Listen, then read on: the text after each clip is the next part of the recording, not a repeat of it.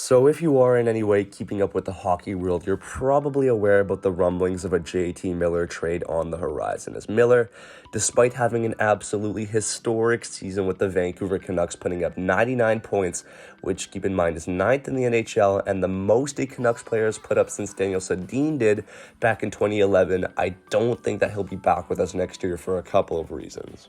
The first of those reasons is obviously money, and I think it's no secret to anyone that the Canucks are dealing with a couple of issues in terms of cap, and I mean, why wouldn't they? I mean, when you're signing guys like Tyler Myers to multi-year deals that they really shouldn't be receiving, you're obviously not going to be able to sign your best players when it comes to that time, and that's what the issue is here. Right now, Miller's on a very team-friendly contract at $5.25 million for the next year, and when it does end up expiring, he's going to be expecting a well-deserved raise, and the problem is, the Canucks, as much as they would like to give it to him, just don't have the money in store to do so. And I have heard on multiple sources that Miller isn't actually willing to take a pay cut for the Canucks. So with that said, I think it's pretty fair to assume, especially after the recent signing Andrei Kuzmenko to act as a replacement, that Miller won't actually be back with the Canucks next year. And as tough as it will be for a fan like myself to come to terms with the fact that Miller, a really good player, may be on his way out, I am excited for a couple of things, including the team that he's going to be going to, because that opens up a ton more possibilities for the return, which is the other thing I'm really excited for, because best believe in a trade for the 9th best point producer in the NHL, we're going to be getting a ton of great assets.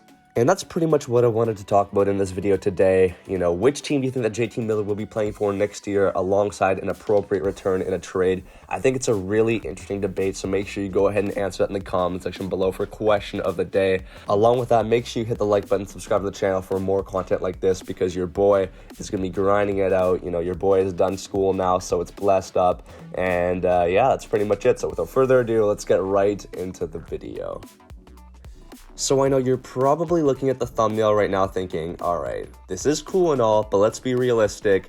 It's probably not going to end up happening. And although I do see the logic in that to some degree, I still really believe that the Habs should be a team to watch ahead of the draft, especially with that first overall pick in play, because I've heard so many news articles and reporters and journalists come out and say that they not only believe that the Canadiens should be actively trying to pursue that option of moving the first overall pick, but that they're also starting to consider it too, as they've been talking to other teams.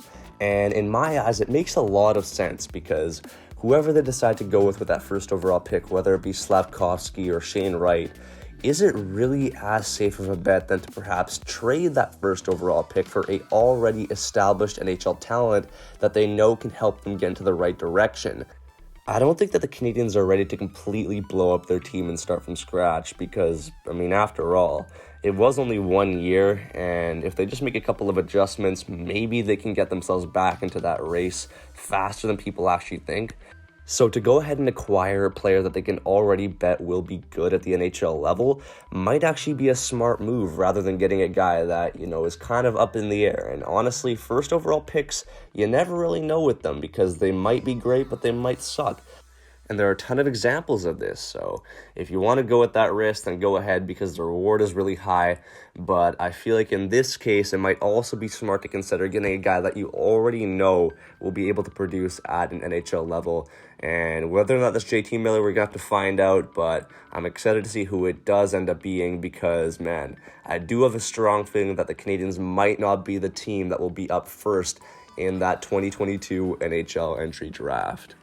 Now, the next thing that I wanted to talk about was a return in a JT Miller trade. And this, as a Canucks fan, really excites me, because the possibilities here are, quite big, because you could go a route of getting a, replaceable active player in return for JT Miller, or you could go a bit more of a younger route and go for picks, prospects, and, that sort of asset. But personally, I feel like the return should be a mixture of both active players and developing assets.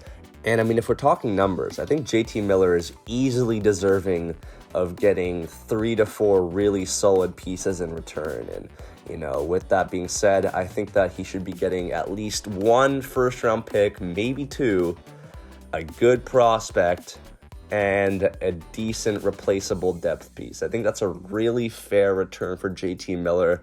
might be a bit on the high side, but I mean, if I'm the Canucks, I'm trying to get as much as I can for this player because at the end of the day, he was our MVP last year. He got us more points than anyone else could, and he was the 9th best point producer in the NHL on a really subpar team, right? So he's beating guys like Nathan McKinnon, like Mitch Marner, like Artemi Panarin, Kyle Connor, Patrick Kane, Alex Ovechkin, the list goes on.